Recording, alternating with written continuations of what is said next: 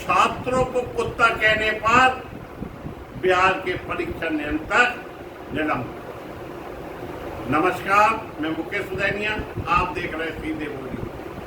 बिहार से इस वक्त की बड़ी खबर सामने आई है। छात्रों के खिलाफ विवादित टिप्पणी करने वाले बिहार लोक सेवा आयोग यानी बीपीएससी के परीक्षा नियंत्रक राजेश कुमार सिंह पर सरकार ने कार्रवाई करते हुए उन्हें निलंबित कर। सवाल सिर्फ एक अधिकारी के निलंबन का नहीं दोस्तों, सवाल है कि जिन छात्रों के भविष्य का फैसला परीक्षा व्यवस्था करने वाले अधिकारियों के हाथ में है, अगर उन्हीं छात्रों के साथ आपत्तिजनक भाषा का इस्तेमाल किया जाएगा तो फिर भरोसा कैसे बचे। दरअसल भर्ती परीक्षा और अभ्यर्थियों की मांग को लेकर बिहार में छात्रों का आंदोलन चल रहा था।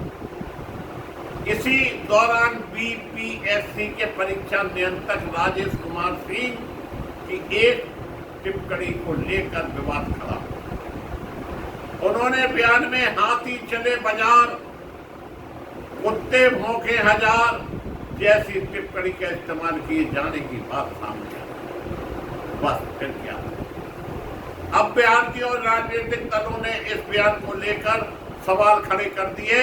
आरोप लगाया गया कि जिस अधिकारी की जिम्मेदारी छात्रों की परीक्षा व्यवस्था संभालने की थी, वही अगर आंदोलन कर रहे अभ्यर्थियों के लिए इस तरह की भाषा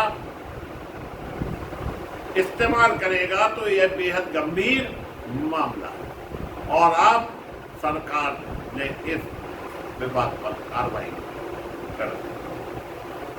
लेकिन इस पूरे मामले में एक बड़ा सवाल, क्या किसी सरकारी अधिकारी को छात्रों के आंदोलन से असहमति जताने का अधिकार नहीं? बिल्कुल है, लेकिन असहमति और अपमानजनक भाषा में फर्क होता है।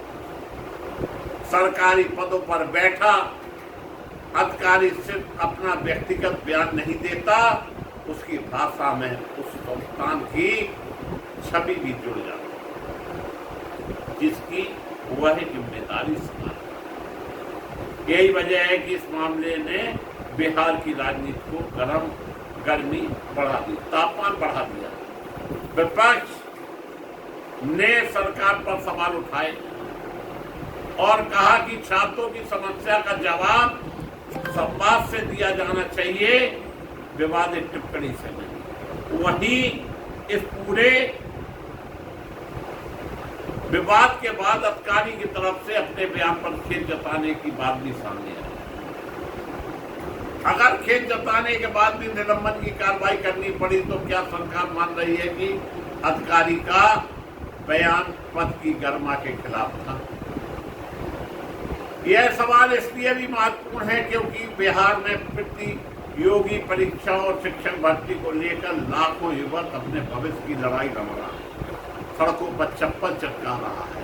एक छात्र कई साल तक तैयारी करता, घर से पैसा लेकर शहर आता, दिन रात पढ़ाई करता और फिर जब परीक्षा भर्ती प्रक्रिया को लेकर सवाल उठते हैं तो वह सड़क पर आ जाता है या आत्महत्या करने के लिए मजबूर।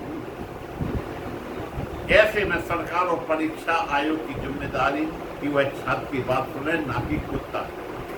अगर छात्रों की मांग गलत है तो उसे तथ्यों के साथ खारिज किया जाए, अगर मांग सही है तो समाधान निकाला जाए। लेकिन अगर बहस का जवाब ही ऐसी भाषा से दिए जाने लगे जिससे छात्र खुद को अपमानित महसूस करे तो समस्या और बढ़ जाती है।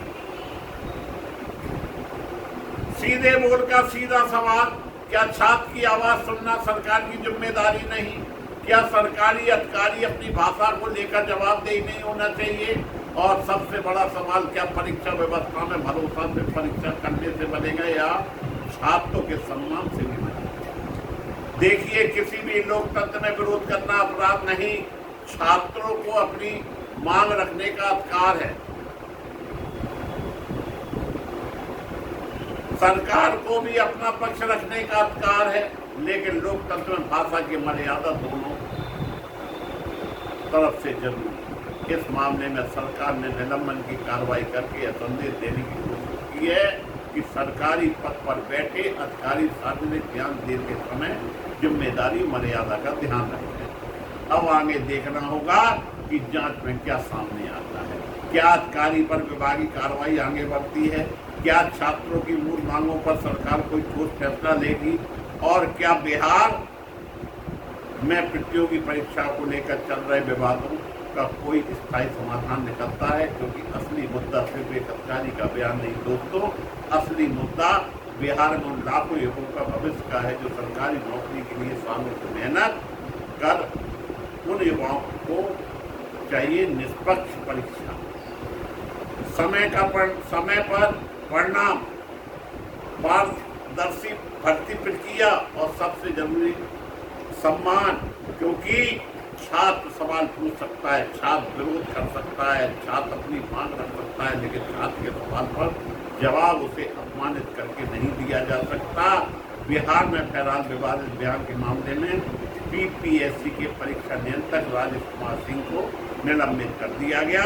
अब देखना यह है कि सरकार सिर्फ अधिकारी पर कार्रवाई करके मामला खत्म करती है या छात्रों की उन शिकायतों का भी समाधान करती है जिसके कारण आंदोलन की स्थिति बनी है। आप देखते रहिए सीधे बोल, सवाल पूछिए, जवाब मांगिए, क्योंकि लोकतंत्र में जनता और छात्रों की आवाज सबसे महत्वपूर्ण है।